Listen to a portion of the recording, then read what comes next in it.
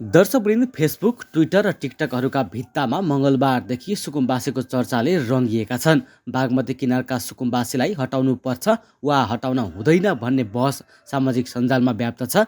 नेकपा एमालेका अध्यक्ष केपी शर्मा ओली र काठमाडौँका मेयर बालेन्द्र शाह समेत बहसमा उत्रिएपछि सुकुम्बासी प्रकरण भाइरल नहुने कुरै भएन। बागमती किनारका सुकुम्बासीहरूलाई हटाउन सोमबार डोजर चलाउने काठमाडौँ महानगरको प्रयास असफल मात्रै भएन, प्रदर्शनकारीहरूको ढुङ्गा प्रहारबाट दर्जनौं नगर प्रहरी घाइते भए। सुकुम्बासीहरूले खुकुरी बोकेर हिँडेको तस्बिर सामाजिक सञ्जालमा छायो।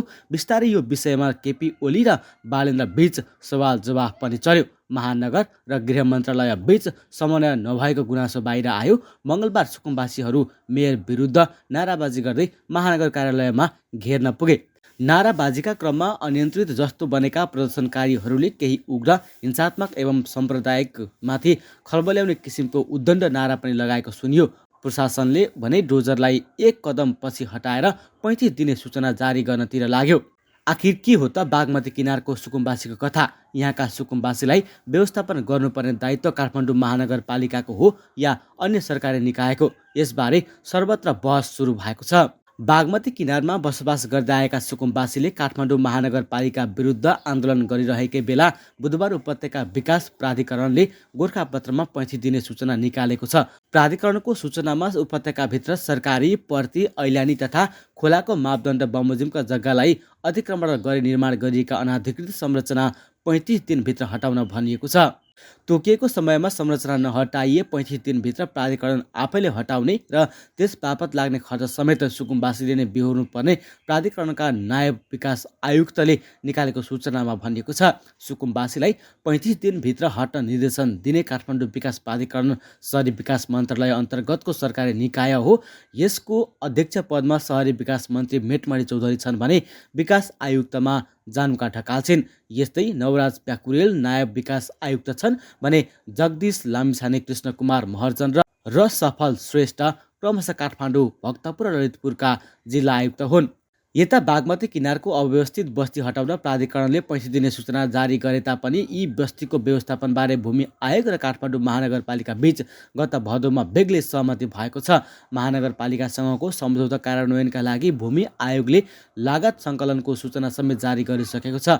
तर निर्वाचन आचार संहिता लागेका कारण उक्त सम्झौता कार्यान्वयन हुन नसकिरहेको बेला चुनाव सकिन साथ प्राधिकरणले संरचना भत्काउन 35 दिने सूचना जारी गरेको छ। एकातर्फ महानगर प्रमुख बालेन्द्र शाहले भूमि आयोगका अध्यक्ष केशव निरौलासँग गरेको सम्झौता, अर्कोतर्फ बुधबार मात्रै प्राधिकरणले निकालेको 35 दिने सूचना, यी दुवै निर्णयहरू आपसमा बाजिएका छन्। बागमती किनारमा सुकुम्बासीको समस्या समाधान गर्ने क्षेत्राधिकार कसको हो? काठमाडौँ महानगरपालिकाको हो या प्राधिकरणको? क्षेत्राधिकार सम्बन्धी प्रश्न उत्पन्न भइरहेको बेला यसले राज्यका निकायहरू कसरी एउटै विषयमा दोहोरी निर्देशन दिइरहेका छन् भन्ने दृष्टान्त प्रस्तुत गरेको छ। यसबीचमा काठमाडौँ महानगरपालिकाका मेयर बालेन्द्र शाह बालेनले नेकपा एमालेका अध्यक्ष केपी शर्मा ओलीलाई मुखतोड जवाफ फर्काएका छन्। ओलीले बागमती किनारका सुकुम्बासी बस्ती हटाउन महानगरले थालेको अभियानप्रति राखेको धारणामाथि सामाजिक सञ्जाल मार्फत बालेनले पटक पटक राज्य संरचनाको नेतृत्व लिँदा ओलीले नदेखेको टिप्पणी गरेका छन्।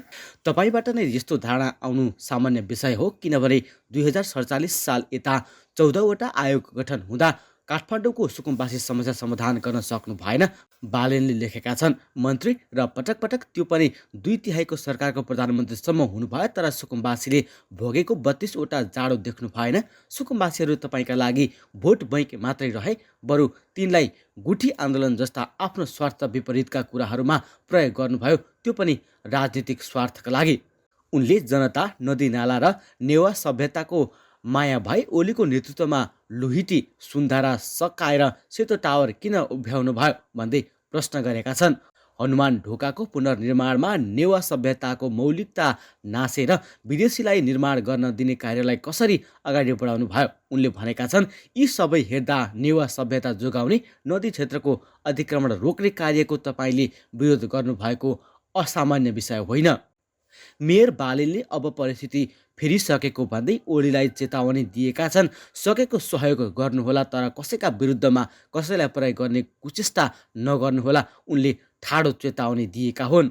यो सँगै फेसबुक, ट्विटर र टिकटकका भित्ताहरूमा मङ्गलबारदेखि सुकुम्बासीको चर्चा रङ्गिएको छ। बागमती किनारमा रहेका सुकुम्बासीलाई हटाउनु पर्छ वा हटाउन हुँदैन भन्ने बहस सामाजिक सञ्जालमा व्याप्त रहेको छ।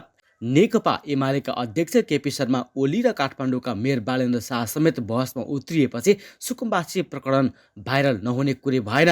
एमालेका अध्यक्ष केपी शर्मा ओलीले थापाथलीका सुकुम्बासीमाथि बल प्रयोग गर्नु उचित नभएको बताएका छन्। मङ्गलबार च्यासल स्थित पार्टी निकट सांस्कृतिक सङ्घद्वारा आयोजित बधाई कार्यक्रममा उनले यस्तो बताएका हुन्। अध्यक्ष ओलीले फुसका छाप्रा भत्काउन काठमाडौँ महानगरपालिकाले डोजर प्रयोग गरेको प्रति कटाक्ष गर्दै भूमि आयोगको कामबारे पनि प्रश्न उठाए। उनले नेपाल प्राकृतिक र भौगोलिक रूपमा समेत विविध रहेको बताउँदै संस्कृति समेत संसारकै उत्कृष्ट रहेको उल्लेख गरेका छन्। यस्तै नेकपा एमालेका पोलिट ब्युरो सदस्य महेश बस्नेतले सुकुम्बासी बस्ती उठाएर कसैको भलो नहुने टिप्पणी गरेका छन्। सोमबार दिउँसो थापाथली स्थित सुकुम्बासी बस्तीमा महानगरपालिकाबाट पुगेको नगर प्रहरीको टोलीसँग सुकुम्बासीका बस्तीका स्थानीयहरूको झडप परेको थियो। झडपमा परेर केही नगर प्रहरी पनि घाइते भएका थिए। सो बारेमा सामाजिक सञ्जालबाट आफ्नो धारणा राख्दै नेता बस्नेतले भूमिहीन र सुकुम्बासी समस्या समाधान गर्ने सम्बन्धमा दिएका सुझावहरूलाई यो गठबन्धन सरकारले अलपत्र पारेको टिप्पणी गरेका छन्। बिना विकल्प बिना क्षतिपूर्ति सुकुम्बासी बस्तीमा डोजर चलाउने काम फेरि पनि गरिएछ। ओली सरकारले बनाएको भूमिविहीन समस्या समाधान आयोगले भूमिविहीन र सुकुम्बासी समस्या समाधान गर्ने सम्बन्धमा दिएका सुझावहरूलाई यो गठबन्धन सरकारले अलपत्र पारेको छ। बस्नेतले अघि भनेका छन्, आयोग नै रद्दीको टोकरीमा लगेर थन्काइएको छ। अघिल्लो सदनले पास गरेको भू उपयोग ऐनले भूमिहीन र सुकुम्बासी समस्या समाधान गर्ने विषयमा गरेका व्यवस्थालाई कार्यान्वयन गर्ने हो भने समस्या तत्काल समाधान गर्न सकिन्छ। चुनावी परिणाम घोषणाको अन्तिम क्षणमा नयाँ सरकार बन्ने कसरत भइरहेका बेलामा कसको स्वार्थपूर्ति गर्न यस्तो हरकत गरिँदैछ भन्दै उनले प्रश्न गरेका छन्। साथै कठ्याङ्ग्रिदो जाडोमा गरिबको बस्ती उठाएर कसैको पनि भलो नहुने उनले बताएका छन्। दर्शकवृन्द, आफ्नो बसेरा भत्काउन अघि बढेको सरकारी डोजर रोक्न बस्ती छिर्ने बाटोको मुखैमा टायर बालिएका छन्। बस्ती भत्काउन डोजर लिएर आएको नगर प्रहरीको प्रतिरोध गर्न बस्तीवासीले ढुङ्गा इँटा र टुक्रा थुपारेका छन्। बस्तीका बलिया पुरुष महिला सडकमा खटिएका छन्। बाँकी रहेकाहरू बस्तीको रक्षामा तैनात छन्। सरकारको नजर अवैधानिक यो थापाथलीको बागमती किनारमा रहेको बस्ती।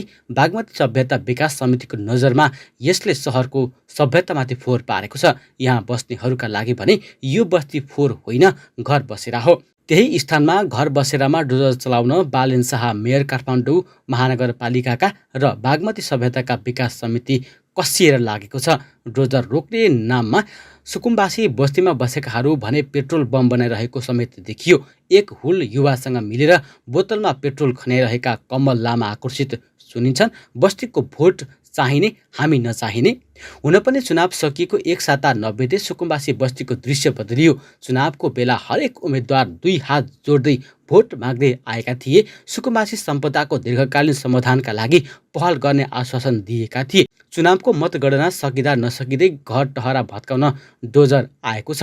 17 वर्षदेखि यही बस्तीमा बसिरहेको बताउने लामाले बस्तीको रक्षार्थ एक हातमा ढुङ्गा र अर्को हातमा लट्ठी समाएका छन्। 56 वर्षीय लामा बोतलमा पेट्रोल भरिरहेको युवालाई निर्देशन दिँदैछन्, तयार भएर बस है केटा हो। डोजर लिएर आएको नगर प्रहरीलाई अवरोध गर्न भनेर आफ्नै घरको छानामुनि राखिएका पुराना टायर निकालेर सल्काइरहेका छन् युवाहरू।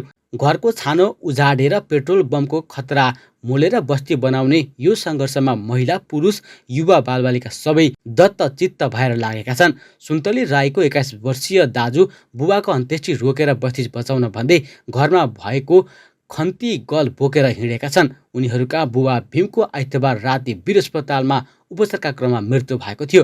रातिदेखि सुन्तलीकी आमा मनमाया अस्पतालमै छिन्। बुबाको अन्त्येष्टिका लागि आफन्तहरू पनि बोलाएकी थिइन्। बिहानैबाट जोजल चल्ने हल्लाले दाई अस्पताल गएको छैन, बुबा अन्त्येष्टि पनि भएको छैन। सुन्तलीले गहभरि आँसु पार्दै भनिन्, दाई र म मिलेर सबै सामान बाहिर ल्याएर राखेका छौँ। सुन्तली जस्तै पीडा, आक्रोश र राज्यले बारम्बार गरेको अपमान विरुद्ध असन्तुष्टि ओखलिरहेका छन् महिलाहरू। स्कुल गएका आफ्ना केटाकेटीलाई साँझ कहाँ राख्ने भनेर चिन्ता गर्दैछन् आमाहरू।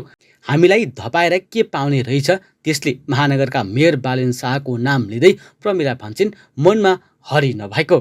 उनले घरभित्रबाट ओड्ने ओछ्याउने खाना पकाउने सबै सामान निकालेकी छिन्। घर भत्काइहालेमा ती सामान कहाँ लगेर राख्ने, कहाँ ओत लाग्ने प्रमिला मात्र होइन, यो बस्तीमा कसैसँग पनि जवाब छैन। काँधमा बोकेको झोला भुइँमा बिसाउँदै उनले नागरिकता देखाउँदै प्रश्न गरिन्, मैले यो देशमा बस्न नपाउनु, म यो देशको मान्छे होइन?